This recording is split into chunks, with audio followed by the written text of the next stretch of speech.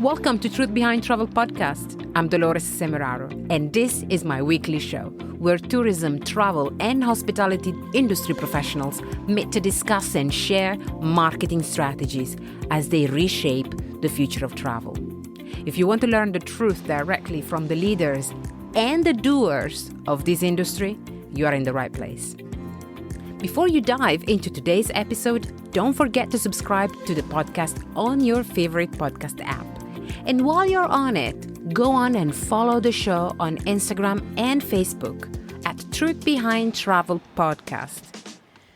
Hello everybody, Truth Behind Travel here. I'm your host, Dolores Semeraro, and today's episode is going to have you immersed in a whole different destination, a very special one, and certainly one that I hope to visit soon, Bhutan.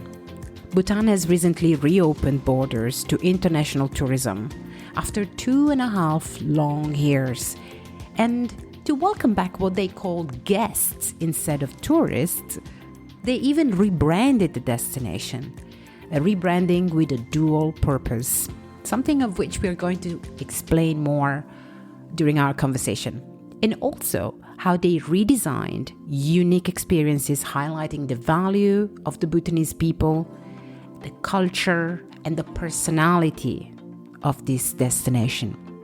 My guest today is also going to explain the truth behind the increased entry fee to Bhutan, which they called SDF, Sustainable Development Fee, that now sits at about $200 per person. My guest today is not new to rebranding, particularly when it comes to upholding sustainability in tourism and hospitality.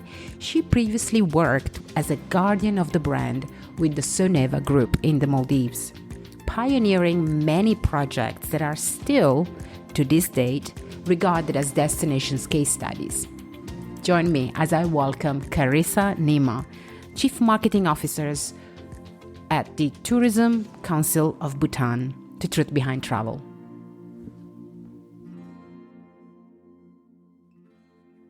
Welcome back to the show, and I am so pleased to have you, Carissa, on the podcast. Thank you so much for connecting from Bhutan. Welcome.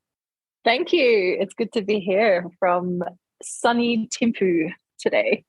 How is it? How is life in Bhutan these days? You've just reopened to tourism. You've relocated from, I believe, Thailand and your previous destination, Maldives. How does it feel to be there? It's been an adventure. I've been here with my family for the past 2 months now. We did relocate from Thailand, so obviously going from one extreme to the other. It's in terms of temperature, it's dropping fairly quickly. It's quite cold at the moment. A couple of days ago, I was in the north, in the highlands of Bhutan, and there was kind of thick snow up there, and so not only in terms of temperature, but in terms of culture and many other things, it's quite different. But so far so good. It is a big culture shift, culture shock, but it's very interesting. It's extremely beautiful. Every single direction I look, there's mountains. There's just the most incredible lush nature. People amazing. So it's been a really, really nice experience. I feel very fortunate to be here. It's a destination that probably a challenge in the tourism professions, your role right now is Chief Marketing Officer of the Tourism Council of Bhutan. So effectively guiding and steering the directions of the destination moving forward. You've just reopened to tourism, to international tourism, after 2 years, more than 2 years? More than 2 years. Yeah. And at the time like this, when you don't just reopen to international tourism, but you also rebrand what the destination stands for, what do you want to communicate about, plus a brand new role with you at the head of it. So there's a lot of changes going on, and it's a lot of things to take on board. How do you feel in your new role right now, being there in Bhutan? It's a real mixture of excitement and challenge and potential.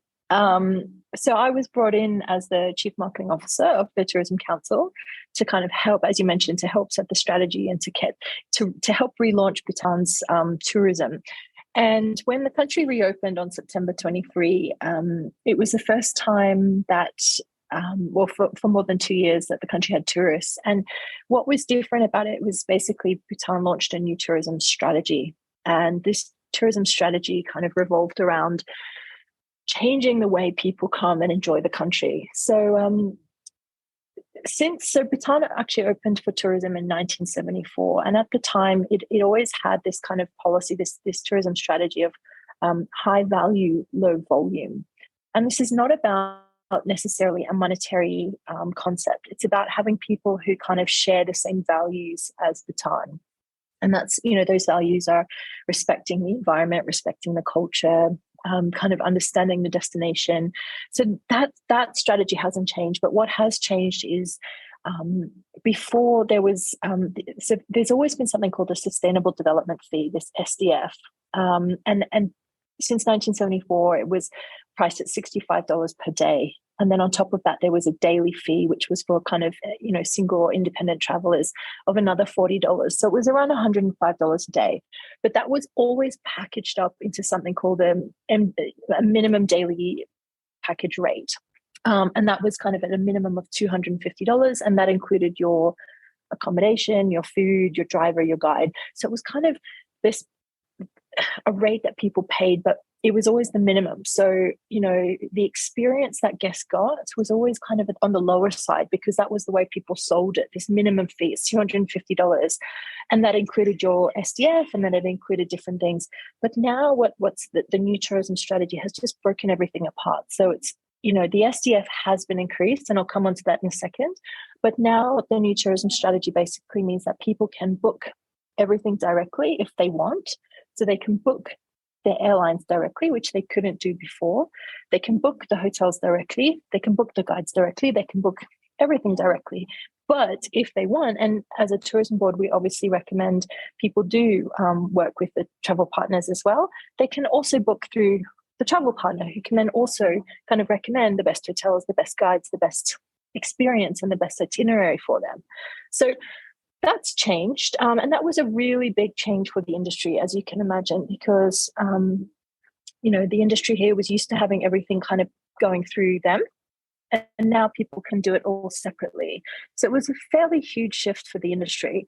Coming on to the SDF. So it's been fairly well publicized that since September, Bhutan has increased its SDF fee from this $65 to $200 per person per day.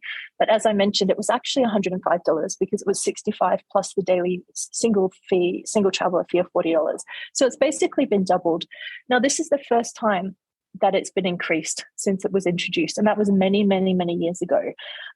What this money is for is basically to, it goes into a fund, like a pot, and this money is used towards improving and upgrading the country. So, for instance, it goes towards free healthcare, it goes towards free education, it goes towards upskilling the guides in the industry. It goes towards cleaning the trails and building more roads, and everything goes towards improving the community. So, for instance, community preservation, infrastructure upgrades. I like to think of it as something like a pay it forward concept.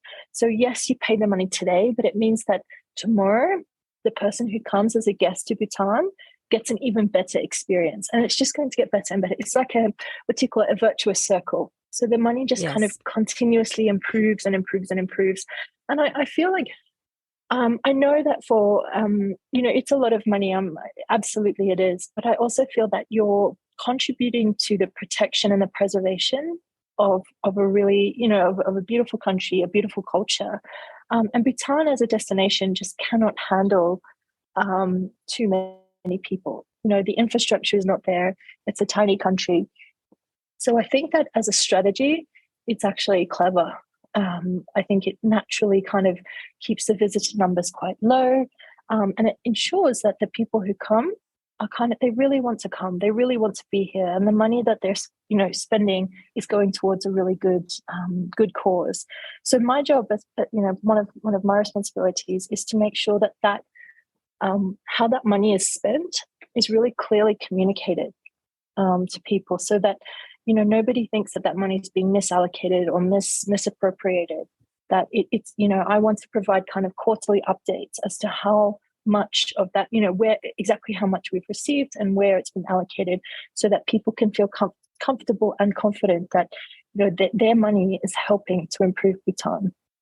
This is one of the biggest challenges nowadays, when the reporting of what that specific amount, that investment, that fee that is required or encouraged. In this case, it's a requirement for the destination, for the tourism to come in. The reporting then of what has been done, we got to make that sexy again, and we got to make that a talking point, because in many cases that's exactly where destinations fail. They fail to report on the achievement of that kind of money. You said that the way tourism has reopened for Bhutan has changed, and that drastically, I think, fundamentally is because you can now approach Bhutan as a single traveler. And you are completely in control of where do you want to go, what do you want to book. You can go online, basically accessing the destinations, sightseeing and highlights as any other destinations in the world. As opposed to before, as I remember growing up looking at destinations like Bhutan, you can only go to Bhutan in a group. That's what we heard, from the past. And you got that sort of mystique around the destination, that it's so expensive. And you had that perception, oh my God, Bhutan is expensive. It's expensive to go there. Very little of that mystique was communicated and was sort of like, explained through around the values of the destination. As you said, high values of people sharing the common values. So if we have common values, then you are the tourist I want to have in my destination, right? Exactly. Right. And today, that communication, so that tipping point has changed. So we don't really create mystique around the fact that you are it's not being expensive that becomes appealing to a certain type of tourism, but it's becoming and it's proving, not becoming, because you already are, you didn't become, but it's proving to be authentic. Yeah. Right. So that authenticity is now integrated into the communication strategy after the rebranding of Bhutan, so much so that you call it Bhutan Believe. And that's right. At the point where tourism needs to believe that there is a purpose to it, right? It's not just about spending money. And how is that communication flow unfolding right now for you? Where are you finding most of the challenges? Or because I know that a lot of people are looking at it and they're thinking, how on earth they do that? And then you are here to sort of like spill the beans. Oh, that's a good question. There's so many layers and there's so many things I want to talk about with what you were just saying. So I would let's start by just saying that let's talk about the new brand for a minute, and then I'll come on to some of the other things that you've mentioned. So yes, you're right. When Bhutan reopened on September 23, it was not only a kind of a country reopening its borders, it was also the unveiling of a new national brand. And what was interesting was that when that project started, it was meant to be a new tourism brand. Bhutan always had for many, many years a tagline, happiness is a place. But when the agency that was invited to kind of come up with the new tourism brand, it was fairly quickly realized that tourism can't operate independently on a national level. It has to be a driver of other departments, especially in a destination like Bhutan, when tourism has so much potential. So then quickly, the kind of remit was expanded to move from a tourism brand to a national brand. So after, I think the whole project lasted maybe 4 or 5 months, and the tagline of Believe was finalized, and there were two audiences for this new tagline. So there was an internal audience. And this is about kind of getting Bhutanese people to believe in their future, to believe in their opportunities, to believe in the potential. There is I'm not sure if you know, but there's a bit of a challenge with especially young Bhutanese people. There's a huge population of young people here. I think they say 60% of the population is under 25. And what's happening is, sadly, a lot of them are immigrating out to places like Australia, especially. So it's, a very modern day brain drain. They're going to university over there, and some of them come back, some of them don't. So I think this tagline is meant to kind of encapsulate, believe in the country's future, believe in what can happen here, as a way to kind of really, and on top, as part of this brand, it's about creating programs that give young people opportunities. So creating educational opportunities, creating job opportunities.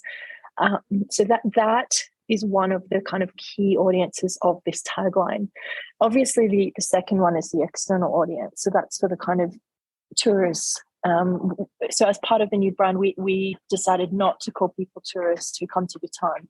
They're guests. So we don't want this kind of mass tourism approach. It's guests who come to Bhutan. So the second audience is the guests, and that's about kind of believing in the potential. So Bhutan's always marched to the beat of its own drum. It's always tried to do things differently.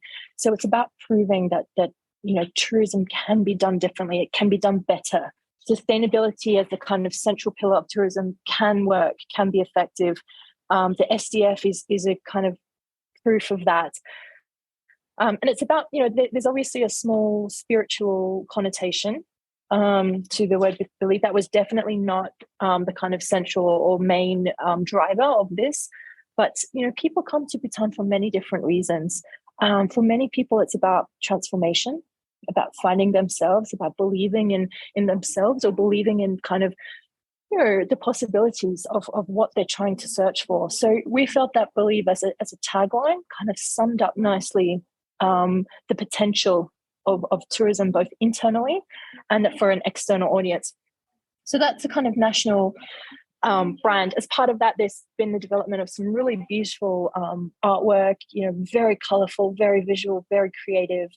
You can see if you look at them, they're on our website. We really wanted them to appeal to a younger audience. So they're, really bright colors. There's lots of like traditional motifs that have been redrawn in a very modern, young way. So the agency that worked on that did a really fabulous job.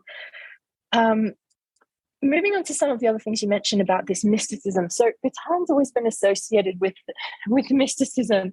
And I think as part of the marketing strategy, we don't want Bhutan to be this destination that's kind of splashed across everywhere in the world, every social media channel. So we're going to be very, very selective and careful about how we promote our brand and who we invite to come out and how do we actually position it. So, I know in the tourism industry, influencers are, you either love them or you hate them, but they, generally they do a great job at promoting a destination, promoting a brand. And obviously we will also work with influencers, but we need to be very, very careful and selective about who we work with, because we want people that reflect Bhutan's values and who will attract the right kind of people. This conscious traveler that I spoke about earlier. The idea is to keep some of this mysticism and the mystery around Bhutan. The other point you mentioned was how it's always been kind of perceived as an expensive destination. I would challenge that. The reason being, there is the SDF, which is a lot of money, I agree. But once you're in the country, there's so much value to be had here. It's really not, it's not an expensive destination. So there's a lot of different itineraries that can match every budget. So obviously there's the high-end properties, the 5 stars, and they're obviously, at the higher end of the price point. But just last week, I was staying in a homestay in the north of the country. It was a beautiful homestay.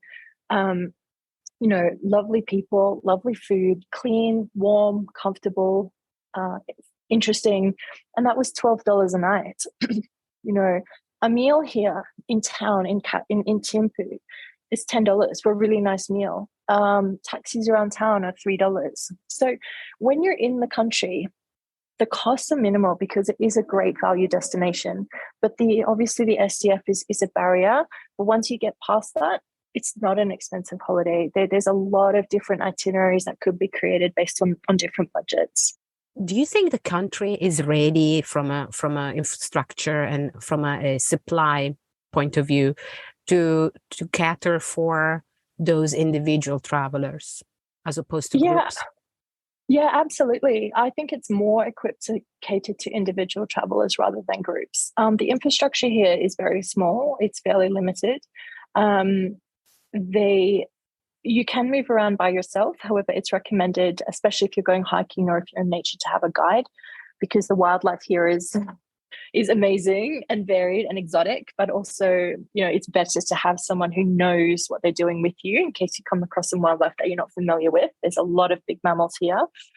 But no, definitely you can, the infrastructure can absolutely handle individual travelers, but I think it's better to kind of, know where you're going or have someone here who knows what they're doing to help you. Although it's not essential. So if you prefer to come to Paro or Thimphu and spend a few days in a beautiful hotel and roam around and go do some shopping and have some amazing food, then that's by all means extremely possible and easy to do. And all as part of the kind of new brand launch, as you alluded to, it was always so hard to get information about Bhutan because everything was through the tour partner was not very forthcoming. So that's all changed. So on the new website now, we've got a very extensive kind of FAQ section where it outlines every single question. So we really want to make it easy for people to find the information that they're looking for.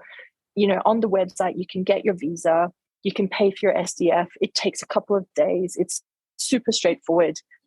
So we're trying to just make it now as easy as possible for people to find what they need and book and come to Bhutan. In societies like Bhutan, where it's almost like we were smiling before the recording, you and I know we defined Bhutan as a landlocked island, sort of like this islander mentality that is inbuilt. And you and I live on islands, so we know exactly what it means when it works, not just working with a different culture as a woman and as a foreigner, but also living with people that are very, very proud of their land, where they're from. And there's so much responsibility that comes with that role, because you come in as a foreign professional in the tourism industry, supporting their vision, their strategy moving forward. And today, more than ever, everything around tourism strategy somehow rotates at different levels around sustainability, and how a destination puts that foundation in place so that we don't spoil the resources and the possibilities and the opportunities for the future generations.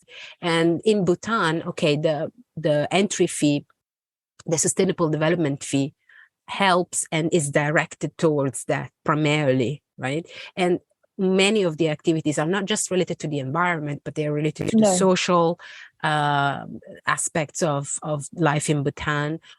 Where do you think sustainability today in Bhutan has its biggest challenge? Purely environmental sustainability. The constitution here mandates that 65% of the country remains under forest cover. So, which is fantastic. But, Bhutan's lucky because its constitution was drafted only about 15 years ago. And what it did was it learnt from the constitutions of many other countries, and it kind of got to choose the best bits of them. So I think as a constitution, it's very strong because it's recent, it's new. So, for instance, mandating that the forest cover in the constitution, I think is brilliant because it removes any chance of future kind of governmental businesses or individuals destroying or taking advantage of Bhutan's resources. So that, on that sense, it's very strong. I would say in terms of a challenge, it's just modernization. And for instance, single-use plastic. So technically it was, they're banned. It was banned, I think, in 2009, somewhere around that time. But because of its status as a landlocked island, it's hard to get things here. The supply chains are long. It's expensive. It's mountainous. So therefore, you still find a lot of Wrapping, single use. plastic. Yeah, you find them, and the alternatives are expensive, and the alternatives are hard to get here. They're hard to make here. Just like when I was in the Maldives, we had a massive problem with waste management. I feel that just like, and as you said, a landlocked island, it's the same. Waste management is an issue. So I think Bhutan as a destination really does a lot more than many, many, many other countries when it comes to sustainability, when it comes to conservation, when it comes to kind of punching above its weight in that whole area. But still, like any country, there are challenges, and that would be two of them. But it really it not only tries to protect and preserve its environment, it also tries to raise awareness, and that's because it is it is on the receiving end of climate issues. So, for instance, glaciers here are melting, and as a result, fairly every few years there's a massive flash flood that kills people. There's landslides. I mean, I was just driving around the country a few days ago, it's very, very, very visible. We had a couple of last week. We had the snowman race where we had 30 kind of international athletes here doing an ultra marathon. So it was basically the equivalent of a marathon every single day for 5 days at extremely high altitudes, around 4,500 meters on average.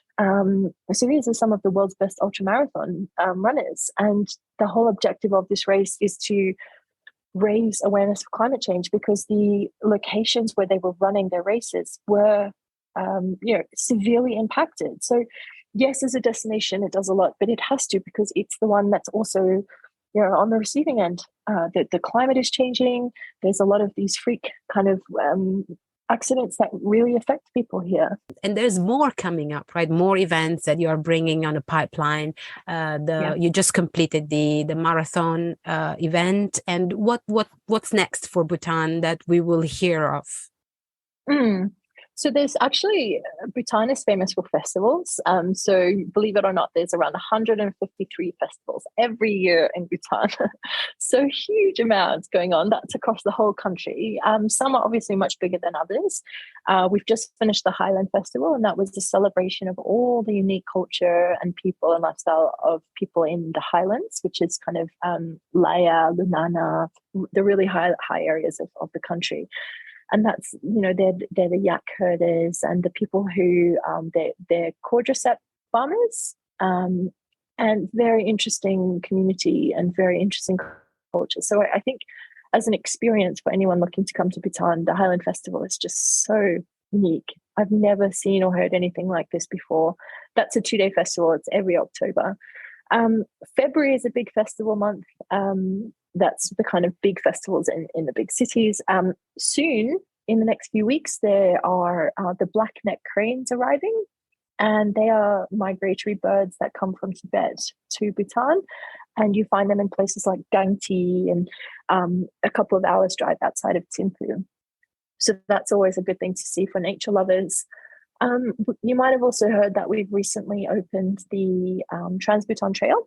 So this was a big trail that went from, it's kind of 400 kilometers across the country, and it was lost. So this is how people used to get around the country before roads came, which is, not that long ago.